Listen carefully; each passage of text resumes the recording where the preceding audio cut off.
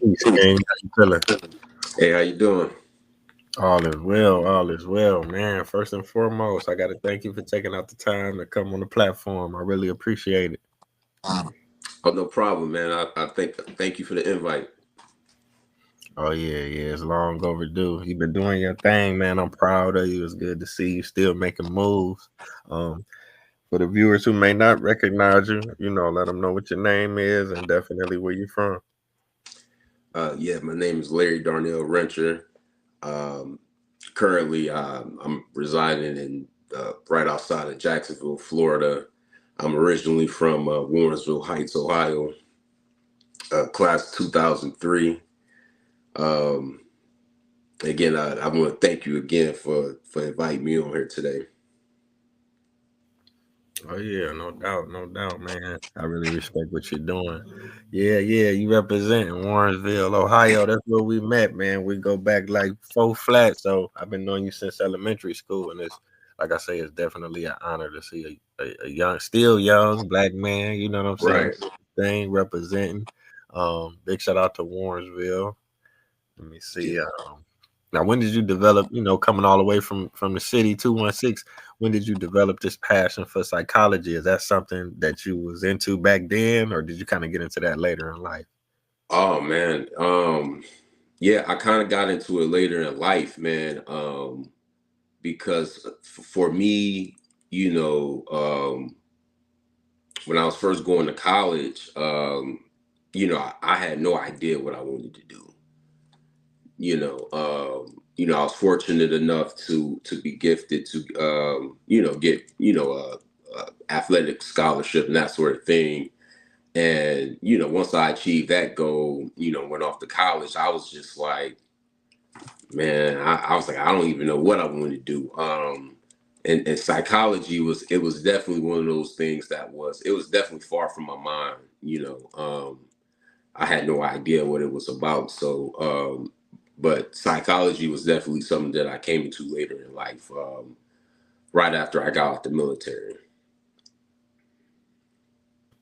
Wow, that's what's up, man. Like I say, I'm gonna have to tell you again and again. It's inspiring because I started applying to some schools. I'm like, I need to get back Yeah, in the ring.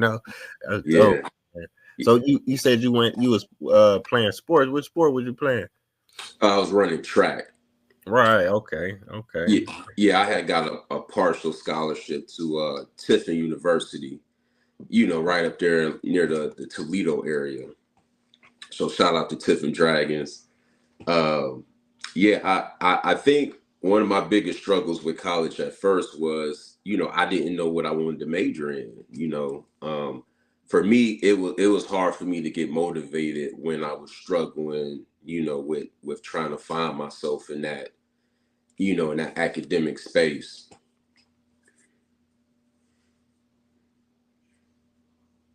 Yeah, I can relate. I think most people can relate because when you're in school, they be like, "What you want to be? What you want to do?" Most people be Right. like, "I don't know," or they just make something up, or they just say what they think. People want to hear. And even at my age, I'm 40. I Yeah. feel like I got another 40, so I got to figure out what I'm gonna do for the next 40. Because even if say Yeah. you want to play basketball, you go to the NBA, you win your championships, whatnot. You got to retire. Right. You got to come with something else. You get what I'm saying? Some people coach. Some people might, buy a team. Yeah. For everybody else, they got to refigure out what it is they want to do, unless they already know, which that's a blessing. Right. Because you got to think about it. When we were coming up, when we were in high school, you had three options. You were going to go to college, you were going to go to military, or, in the Cleveland area, you had all those warehouses and stuff like that. But even with them, a lot of those places, it could take up to a year to get into them jobs. So, those were your options. Yeah, definitely. I know a lot of people from the Midwest can relate because I Yeah, that's what I did when I graduated. Because some people was going to the military, a lot of people was going to yeah, college. A lot of people ain't know what they was gonna do. So I started off working at a factory. I was working at Lincoln Electric. I oh was yeah, 18. I graduated. We graduated in June. I graduated from Bedford, so okay, started working there in like August. and then I worked there from 2003 to maybe about 2009. That's when we had like the recession, and Bush was leaving office, Obama was coming in, and Right. it was a good experience for me. But I really didn't. I don't mean this arrogantly, but I didn't feel like God put me on this earth to work 40 years in a factory. You get what I'm Mhm. saying? Yeah. I Yeah. mean, the money was good for an 18-year-old. I'm making 40, 50,000 or whatever like that. Especially back then. Yeah. Yeah, yeah. And I hated that job. And you could do your work and you can get the understanding of how to do it, but it was like a lot of politics, a lot of racism, Mhm. Yeah. Yeah. precise. You know what I'm saying? A lot of that still was going on. Cause like, for example, Cleveland is like a majority black city, which you already know. But Right. Right. that company in particular probably was one of the biggest employers in the city of Cleveland. They hired thousands of people, but the majority of the people working there weren't black. The warehouse was on St. Clair, so you know St. Clair full of black people.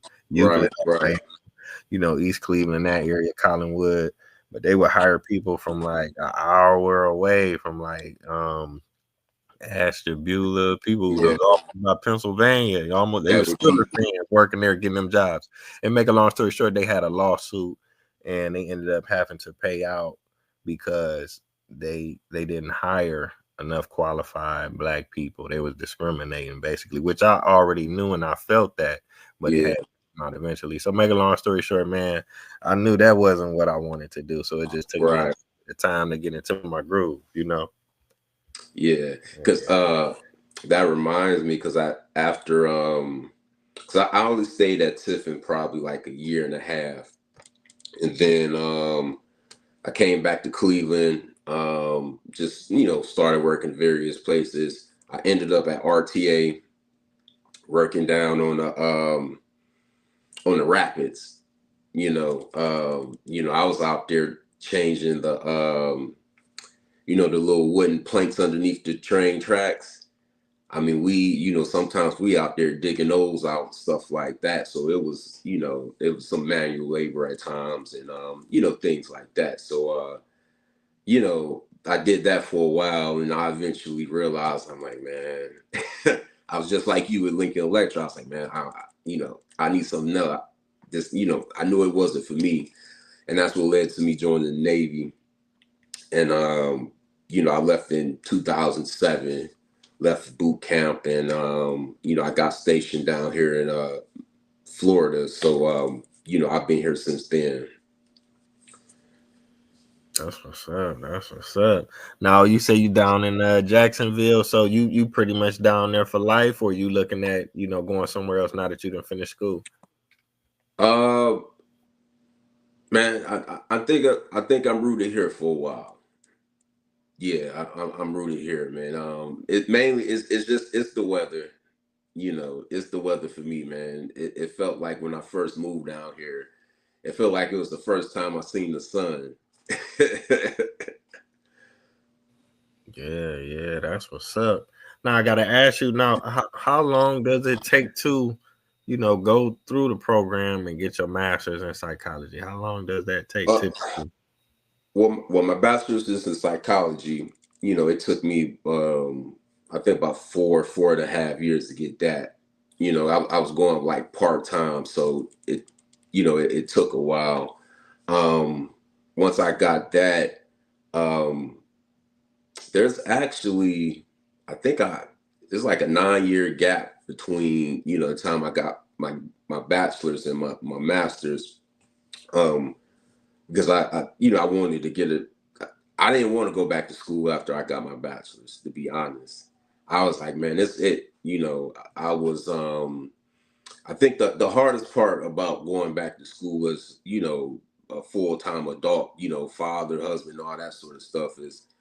Um, you don't always got the time to sit there and do homework and assignments and stuff like that. So it's very tedious, and for me, frankly, I was just I was just ready to be done with it. So And um, I'm sorry. So as far as the my master's degree is in clinical mental health counseling. Um, it took me 2 years to get through that. 2 years of class and doing internships and stuff like that, where I had to actually get clinical hours. Even though I graduated, I still got to finish the fit this summer semester. Okay, okay. Now I wanted to ask you about that. Now, what exactly is psychology? You know, you hear it a lot, but for the average Joe, like, what exactly is that? Well, psychology is just basically the study of human behavior, how is it environment and biology and things like that influence your behavior. Um, Psychology is a very like broad term because it applies to many different things. Because with a degree in psychology, there's so many different things that you can to get into with that. Um, I myself personally, I ended up in, I guess you could say, social work. I ended up working in like child welfare, as a child welfare, like case manager and stuff like that. Um, I even taught. I was, I guess, because you only see this in movies. Um, I used to supervise court ordered child visits. So I was like that person that would sit there when um, I guess when someone's on not probation, but when they get scheduled visits during the week, I was that person, monitoring the visit and stuff like that. And I taught parenting classes, group and individual. I even worked down here in the state mental hospital here in Florida, and that was definitely an experience. So I've done a little bit of I've done some things with that degree, but at the same time, I eventually realized that one, if I was going to make some more money, I needed to go get my master's, and eventually I realized that there was a strong need for more male therapists in the field. You know, I encountered situations where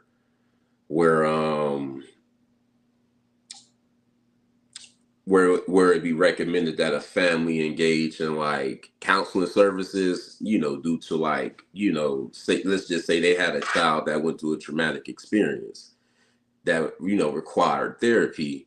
Um, I would see the recommendation being made to, certain families, and then they would decline the services because they felt like they could go to church or something like that. They would just, they'll just get through it, and a lot of those cases, it was mainly black families. Well, not mainly, but I seen a lot of black families, decline services like that. So that made me recognize there's a disconnect between, the black community and, what our understanding of what counseling was.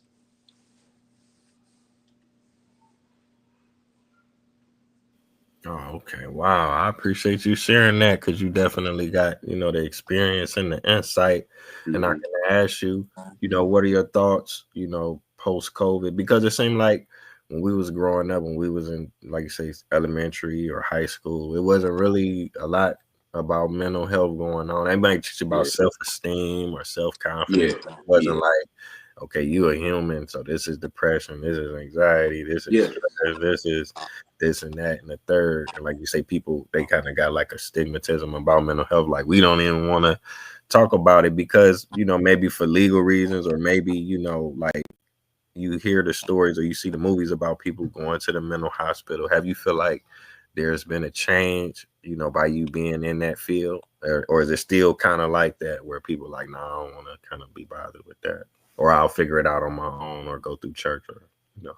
I I think it's a little bit of all of it. Like I think we're working towards it, but there's still, a lot of that like, man, I'll just deal with it on my own, and And there's still a lot of people who feel like, something wrong with you if you go into counseling, you know, and that there's a level of shame attached to that for a lot of people,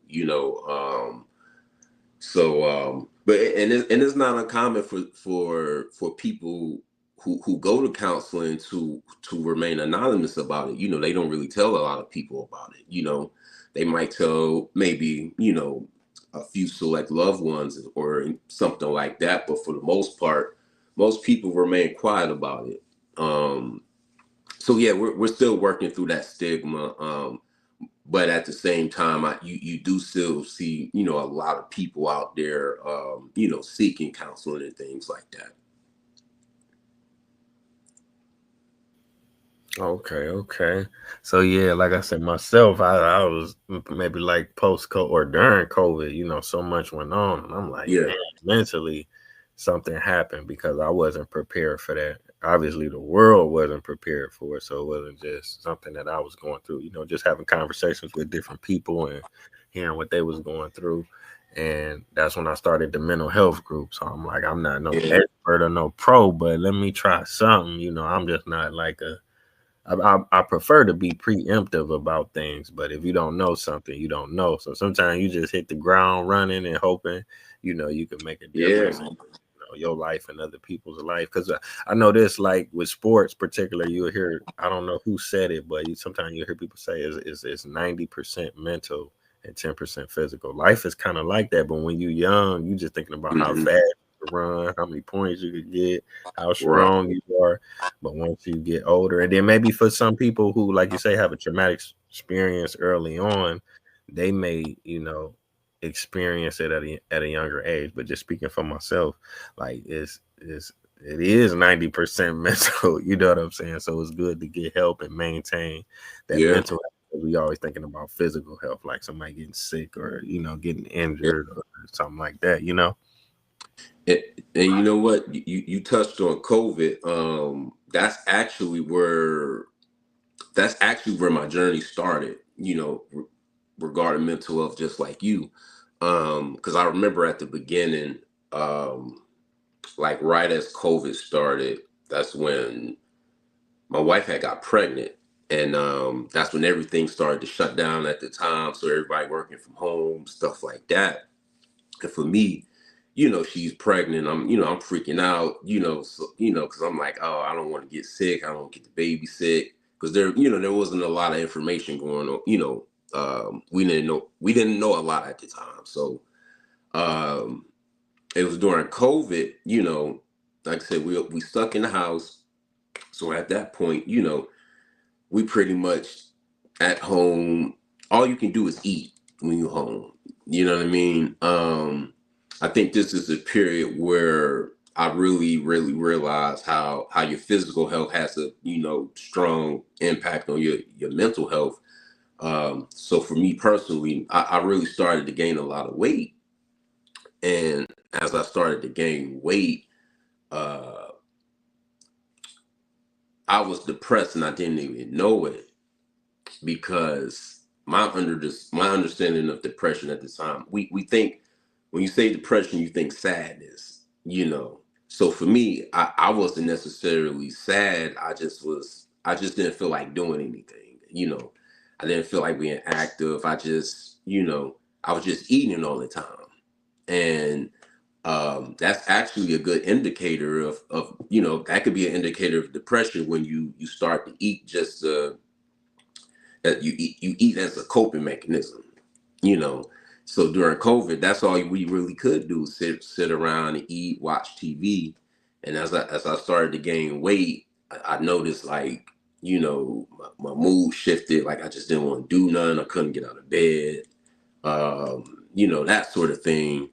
And you know, it got to the point to where I was just like, you know what, when my baby is born, I don't want, I can't be feeling this way. So as I started to make changes, I just started to have to make some changes in my lifestyle. And that's when I eventually gave counseling a try. So I was in, you know, I'm engaging in counseling, you know, I'm making lifestyle changes, eating better, working out more. That's when things really start to shift for me, and you know, I start feeling better. Um, I started to feel like myself again, and at that point, that's when I realized I was like, you know what, I think this is the field that I need to be in. And you know, from that point, that's when I started to you know, pursue the opportunity of going back to school for, you know, counseling. That's what's up. I appreciate you sharing that, King, because so many people can relate and they, probably watching and some people still feeling the effects of it. So we Yeah. see you was able to take it, and I can ask you, clinical mental health counsel, what does that really entail, and what are your plans to, utilize that going into the future? Well, pretty much, I'll just be. I'm working towards becoming a licensed mental health counselor. So at this point, like I said, I've already graduated, but I still have to finish this summer semester. So once I finish this semester, then I can apply to be a registered intern for the state of Florida. Um, what I plan on doing is, I found I was able to.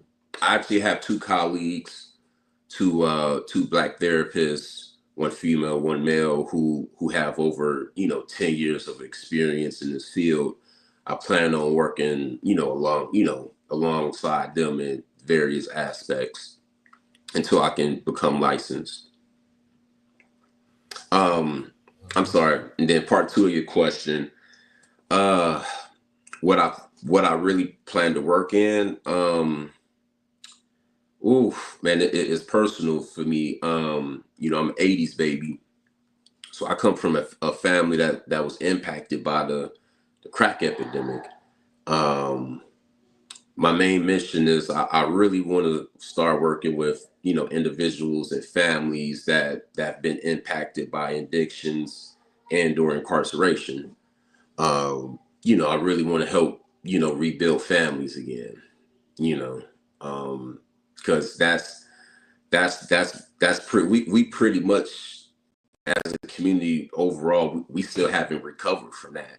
And that's why I feel so strongly about it, and all that. That's my ultimate goal to be working in that in that capacity. That's what's up, King. That's what's up. Yeah, yeah. I was definitely around in that 80s and 90s era. And like you said, we still affected by that today. And that Yeah, family structure, for African Americans in particular, has just been destroyed. And that's the foundation. I'm a world traveler. I've been all around the world, and the family is the core, and we don't have that. Like when I go to Africa and Latin America and Asia, you see the mother, you see the yeah, father, you see yeah, you even see the grandfather and the great grandfather. You know what I'm saying? Like I yeah, don't see a lot of healthy older men in the black community. Sometimes maybe like if you go to the church or to the mosque, but just in passing, just in general, it's definitely a shortage of strong, healthy, elderly and older, men. So I can definitely feel what you're saying. Let me see. Now, what about now I was gonna ask you this: you ever thought about writing like a book or doing a documentary or anything like that? oh yeah, I'm definitely open to exploring any and all creative opportunities along those lines. Even if it's just writing essays, just whatever. I'm open to it all. I'm hopefully I can put together some sort of podcast regarding working with individuals who are on a sobriety journey, or individuals who are rebuilding their lives after being incarcerated for a period of time. Those are, to me, those are real life success stories that I feel like that should be told. And I just want to be able to put that out in some sort of capacity. So I'm definitely working on that on the side. That's what's up. That's what's up. I definitely look forward to that. And just to touch back on what you were saying about the crack epidemic, I was watching this show. It's an old school show. I don't know if you ever seen The Corner. Was that the one that was before, like it was kind of loosely based off the no, not The Wire was based on that. It was before The Wire though, right? Yeah, so right. So it's a Baltimore. yeah, yeah. Yeah, I think it came out before The Wire and then they yeah. made The Wire off of that. But I guess The Wire kind of focused more on the drug dealers, but The Hmm. Corner it go more into the lives of the mother and the father on drugs and how it affects the child. Like, you know what I'm saying? It's Yeah, less yeah. of the action pack. It's the action in it, but you get what I'm saying. But I just was watching it like last night and it just made me think about that. So yeah, I didn't know if you had. It, but and you know what though, and those are stories that that are like we never that are never told, that are not told enough, because when you think about we think about the crack epidemic, we think about the drug trade overall, it's kind of glamorized to a degree, you know what I mean? Because if you look at some of the biggest shows that the black, we as a community watch overall, whether it's Power, um I can't remember the other one, I'm sorry, Yeah, the one that was Snowfall, BMF. Snowfall. Yeah, yeah, and I'm not going to take a shot at any, those are stories, those are someone's stories, and I get that. So, and I'm not going to knock that, but we also have to look at the other end of it as well. The the families that were impacted, the individuals who lost everything and just had to just rebuild. Those are stories that we need to tell as well. Yeah, yeah, exactly. You took the words right out of my mouth. So yeah, like I was saying, the Wire and those shows they focus more on the drug dealer and them Hmm. getting the money and then Right. it looked glamorous to a lot of people. So like I was saying, this show you see Yeah. like how the person ended Yeah. up on drugs and what the actual person that's suffering from drug addiction. It go more into that, so it's pretty Hmm. interesting. And, Um, go ahead. and one of the most interesting things I realized about addiction is that they like people assume it only happened to poor people. Man, addiction hits people from all sides, whether rich, poor, in between, because everybody's story is different. People from two-parent households, single-parent households, it's you see it coming from everywhere. So you know, that's one stigma that we have to work our way through in terms of addiction. So um, yeah, I just want to put that out there. Yeah, yeah, you're right. You're right, definitely, because they kind of, well, I ain't gonna say they, but a lot of times, when you say someone's on drugs, your image will be of a poor person or a Yeah, black person, but it's white people, is yeah. Latinos, it's worldwide, it's global. Oh So yeah. definitely. Okay, let me see. We 28 minutes in. I guess I was asked you about one more question. I guess. Okay, now that you said you was thinking about doing the podcast. Um, no, you already addressed that. I'm gonna edit that out. Let me see. So I think what my last question could be. Well, I guess if okay, this is what I ask you, and I edit this part out. For the viewers that's viewing this, if they want to follow you, keep up with what you're doing, if that's okay, if you Yeah. have like a website or a YouTube channel or social media or anything like that. Um, as far as on social media, on my personal social media, I'm not really as active as I need to be. It's mainly because these past couple years I've been bogged down by school, stuff like that. But um, I'm getting active again. Because that since I'm at the end of this journey with school. I've been having to go out there, network, and different things like that, and put myself in different places, and searching for different opportunities. So, I'm definitely going to have to become more active on social media. But you can follow me on Facebook at just Larry Rencher.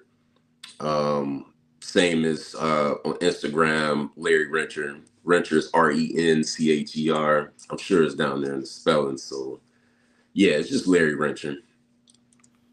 Okay, cool. We made good time with 30 minutes. So yeah, man, I want to thank you again. I'm proud of you. I appreciate the work that you have done. I definitely look forward to the work that you have coming in the future.